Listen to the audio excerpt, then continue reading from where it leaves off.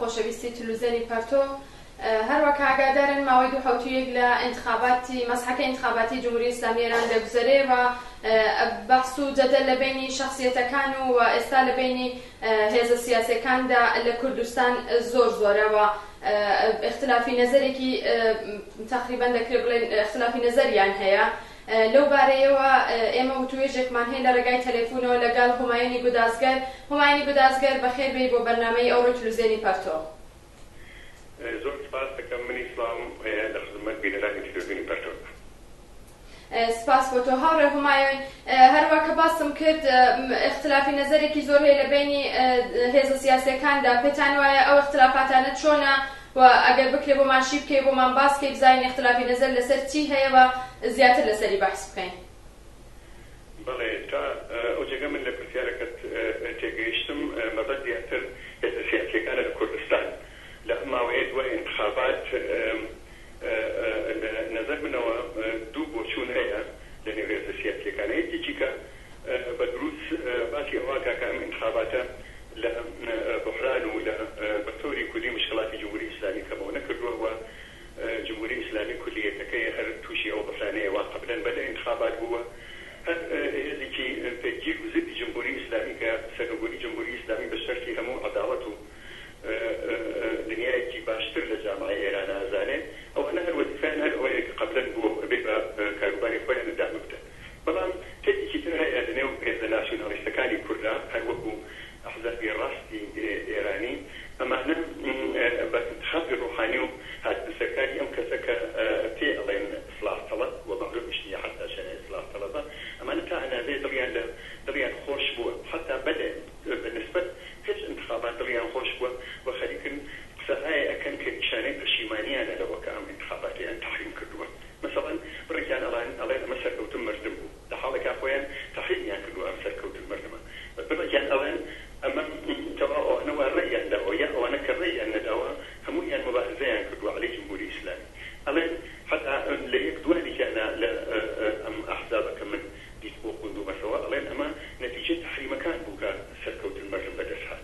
بەهەرحاڵ ئەمانە وەختی تماشاکەکەی ئەبینیت حەد جەمعێک لە ناسیۆنالیستانی کورد لە ئەحزابی ناسیۆنالیستی کورد دواتر ئەرکرێت ئەگەر وەخت ئیشارە لێ بکەین کە خۆی ئەمە چییە. بەڵام وەختی تماشای سیاسەت و وەختی تماشای بۆچوونەکانیان ئەەکەی پەشیمانە لەوە کە ڕێیان داوە و هاتنە سەرکاری ڕۆحانی و ئیسلاح تەڵەبەکان بە دەرفەت و دەرچێ ئەزانن بۆ ئەوە کە بتوانن خۆیان وەکو حەزب و جەریانەکەیان بەرەو پێشەوە بڕۆن و دڵیان پێخۆش بووە. مثلا لە شوێنهایەکە ئەڵێن ئێمە ئەبێ دووبارە ئەوڕێ بینەوە لەسەر تەحریمەکە لەسەر تەحریمی انتخابات کە کردومانە ئەم انتخاباتە جێگەی تەئەمل و جێگەی تەحلیلی واقعبینانەی هێزەکانە ئەمانە کەسگەرە ئێکن کە خۆیان تەحریمیان کردووە. لە نەتیجە هەموو ئەمانە ئەوە نیشانەدان کە ئەمانە حەسێتیان نەئەکرد لەسەر هاتنە سەرکاری کەسێک وەکو ڕۆحانی و ئەگەر ئەویان بزانیایە لەوانەیە کە زۆر ئێتر عەمەڵیات کردهەیە هەروە کە لە انتخاباتەکانی پێشوە و لە بەعض انتخاباتێکی منتەقی و شەورەکانە پشتیدانێ لە جەناحەکانی ڕژیمیان نەکرد و نەتەنیا تەحریمیان ناکرد بەڵکە فعالانە بەشداریان نەکرد و تشکیلات و خەڵک و هەر کەسی وا بە خۆیان نزیک بوو و لە ئەنگران و تشکیلات لەن تەشویقەوە ئەکرد کە لەو انتخاباتانە بەشداری بکەن. بەڵێ هاوڕێ هومایون هەروە کە بۆ خۆت باست کرد لە پێش انتخابات نەزەراتێکیان بووە ئێستا نەزەراتەکانیان گۆڕیوە و جۆرێکی دیکە بیر دەکەن و پێتان وایە دلیلی ئەو گەڕانەوە و بادانەوەیە چییە و پێتان وایە ئەوەی کە داخوازەکانی ئەو هێزە سیاسیانەکە لە کوردستان لەڕوا من ئشارەم پێ نەکرد بە خۆت باست کرد داخوازەکانی ئەو جەریانەتانە چییە لە ڕێی جمهوری ئێستا لە وەزیەتێک کە ئێستا بە وجود هاتەوە؟ من پێم وایە ئەگەر تۆزی خۆڵ تماشایەکەی هیچ بادانەوەیەکیان نەکردە ئەویش بە ئەم معنایە نەدە بەڕۆی انتخابەکەەوە ئەگەر سیاسی بووی بڕۆی ئەم جەمعەت ئەحزابی ناسیۆنالیستی کورد هەمیشە هەواداری بەشێک لە جمهوری ئیسلامی بوو. ئومێدیان ئەوە نەبووە کە بە هەڵچوون و احترامی کۆمەڵانی خەڵک جمهوری ئیسلامی بڕوات و کارێتر لە کوردستانە بکەن بۆ هەدەفی خۆیان بەڵکە هەمیشە گۆشەیەک بوون تەڵەزمێک بوون بەشێک بوون کە خۆیان بەستووە بە بەشێک لە جمهوری ئیسلامیە بەشێک کشوەکانی غەربی و کە ئێمە لە ئەم وتوێژە باسمان ئەم جەمعەیە جا هەر بۆیە ئەمان اتفاقا اشتباهیان لە هەدەفی خۆیان ناکرد. یعنی کەسانێک کە تەقیبیان کردوێت ئەوزاعی سیاسی کوردستان بڕێک لەمانە حتا تا ئاخرین ڕۆژەکان ساق نەبوونەوە کە تەحریمی انتخابات بکەن چونکە ساق نەبوون کە چێت دێتە سەرکار. ئەگەر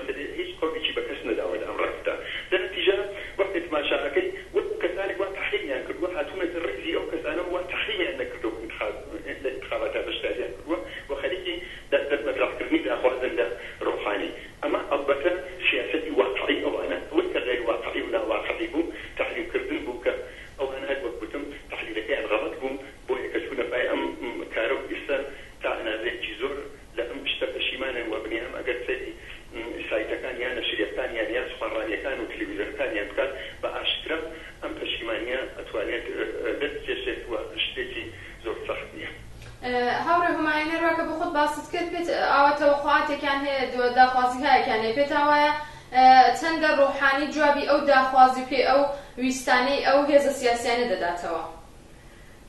من پێم وایە نەتەنیادا کوردستان بەڵکە لە سەرەی سەراسەریشە ڕۆحانی کارێکی زۆری تێناکرێت و جمهوری ئیسلامی مەسایل مشکڵاتێکی گەورەتری لەبەر پێیە کە مەسەلەی ڕێگە جمهور و هاتنە سەرکاری ڕۆحانی ناتوانێت ئەو مەسایل و مشکلاتە جواب بداتەوە. ئەوە بەخسێترە بەڵام تاوجێکە بە کوردستان و ئەم هێزە سیاسیانە ئەگەڕێتەوە من پێم وایە ئەمان یەک لەحزەش دەست لە پشتیبانی یەکتەرەفە لە هەواداری یەکتەرەفە لە ئیسلاح طەلەبان و بەشێک لە ڕژیم هەڵناگرن. ئێمە خۆبەندیومانە ئەمانە هەموو کارێکیان کردووە لە شرایطێکەوە مبارزاتی مردم کرد بووە و دەرفەتێنە بووە حتا تێکۆشی وەکە لەگەڵ جمهوری ئیسلامی ارتباط بگرن لە شرایطێکترا دیومانە لەگەڵیان مزاکرەیان کردبووم سەرانیان کوژراون ئەوە تاکە هەموو کەس لێ ئاگادارە و عالم لێ ئاگادارە.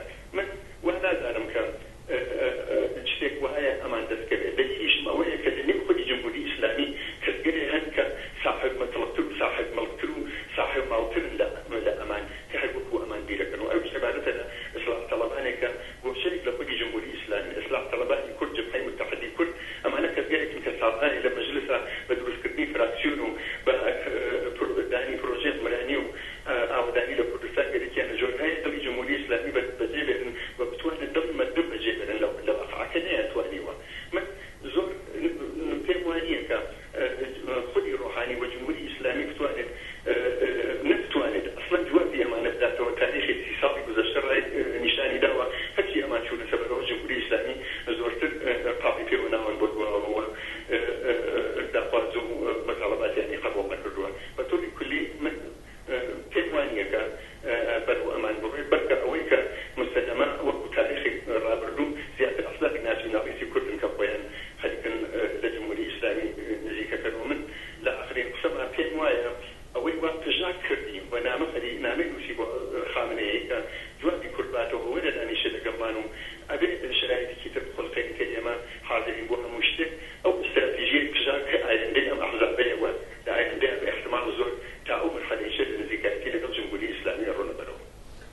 هاوڕێ هومایون پێتان وایە کرێکاران و بەگشتی خەڵک دەبێت بەرامبەر ئەو سیاسەتە سازشکارانەی جەریاناتی ناسیۆنالیست کە ئەو ڕۆکە خەریکن ڕێوەی دەبنەوە هەروە هەیانە پێتان وایە دەبێت ئەوان چ بکەنەوە وەزایف و شتایەکە بە ئۆدەی ئەوانە لە بەرامبەر ئەم جەریاناتەدا چییە؟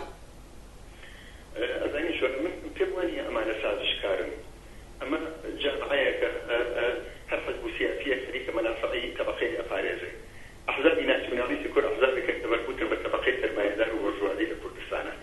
ئەمان نەبوو ئەوە تێکۆشن کە عەداڵەتی ئیجتیماعی و ئازادی و بەرابەری لە جامعەدا بین بێت، نەبوو ئەوە تێکۆشاون کە کارگەر استثمار نەکرێ بە خۆیان نابێت و هیچ زمانێکی شەم کاریانە نەکردووە. ئەمانە استراتیژیان عبارەتە ئەوە کە بەشێک لە قدرەت بەدەستیانەوە بێت کە بتوانن حەڵە و هێن بکەن سەر معیشەتی کاریگەر و جامعە. ئەمە هەدەفیانە. جا وەختێ ئەمە هەدەفیان بێت معلومە کە کاریگەر و کۆمونیستشی بەرابەر بەمانە چ وەزیفەیەکی هەیە. ئەمە بۆ سەدمینجا معلوم بوو کە ئەمانی دۆستی مردمنین.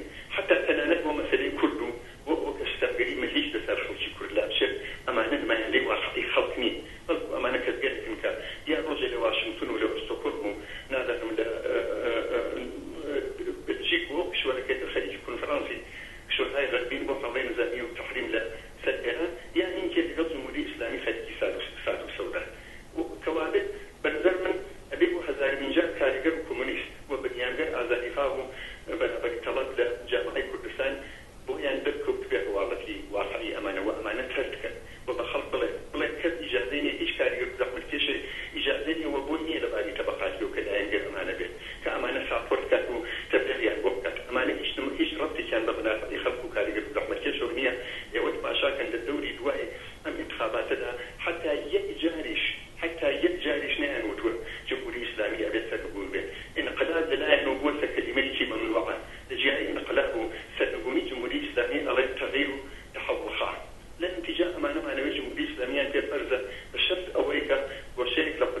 دەستیان هەر ئەمە خۆی کافیە بۆ ئەوە کە کارگەران و زەحمەتکێشان و ڕابەرانی کاریگەری و کۆمونیستەکان لەنێو جامعاتە بێتێکی وەسیع عەلەیهی ناسیۆناڵی بۆ تەرخستنیان و ناسانی شەهری واقعیان بە کۆمەڵگا ئەوەڵین کارێکە بە نەزەر من ئەبێ کارگەران لە ئیدامەی مبارزاتی خۆیان مبارزەی سەربوونی تەڵەبانە عەلەیهی جمهوریە ئیسلامیە بیکەن بۆ ئاسانکاری بۆ پێشبردننی کاروباری مبارزاتی ڕۆژانەیە.